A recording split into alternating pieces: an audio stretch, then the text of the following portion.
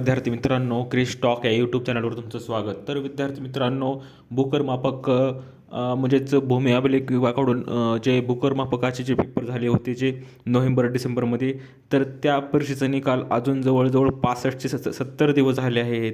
तर अजून निकाल लागलेला नाही. तर त्याबद्दल सर्व माहिती आपण या व्हिडिओमध्ये पाहणार आहोत. तर माहिती पाहण्याच्या अगोदर तुम्ही जर पहिल्यांदा चॅनलवर आला असाल तर क्रिश टॉक या चॅनलला सबस्क्राईब करायला विसरू नका, जेणेकरून भूमी अभिलेखच्या पेपरविषयी आणि रिझल्ट सिलेक्शनविषयी सर्व माहिती आपण या चॅनलवर तुम्हाला लवकरात लवकर मिळून जाईल.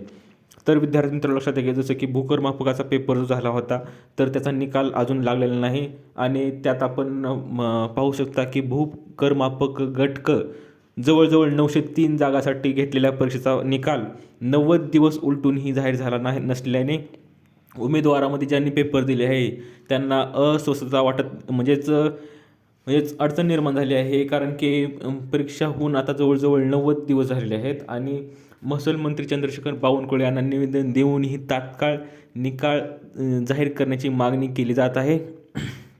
आणि भूमी अभिलेख विभागाने रिक्त भूकर मापक पदासाठी भरती प्रक्रिया राबवली होती. 13 आणि 14 नोव्हेंबर 2025 रोजी IBPS मार्फत हा पेपर झाला होता. परंतु अजूनही निकालाची कसलीही गती विभागाकडून आलेली नाही.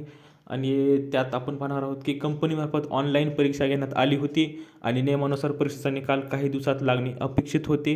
पण अजूनपर्यंत कसलाही निकालाची गती वाढलेली नाही आहे. जैसे ते विभाग करत आहे आणि एक केवळ निष्काळजी दुर्लक्षित निकालाकडे विभाग करत आहे. त्यामुळे आता विद्यार्थ्यांमध्ये अस्वस्थता पसरत आहे.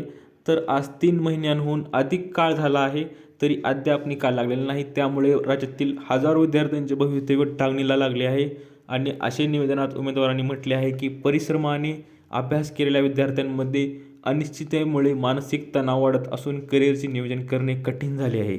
तर हा निकाल लवकरात लवकर लागावा यासाठी महसूल मंत्री जे आहेत चंद्रशेखर बावनकुळे त्यांच्याकडे निवेदन देण्यात येणार आहे.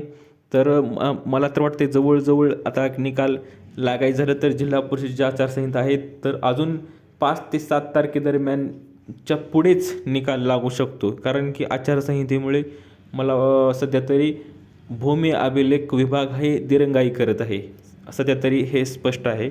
तर अशी ही अपडेट होती विद्यार्थी मित्रांनो. जर निकाल लागला किंवा सिलेक्शन लिस्ट आली तर तुम्हाला लवकरात लवकर या चॅनलवर कळवेनच. तर त्यासाठी चॅनल सबस्क्राईब करायला विसरू नका. तुमचा जर विद्यार्थी कोण असेल, तुमचा जर मित्र असेल तर त्याला व्हिडिओ शेअर करायला विसरू नका. तर भेटूया पुढच्या व्हिडिओमध्ये अशीच एक अपडेट घेऊन. तोपर्यंत धन्यवाद.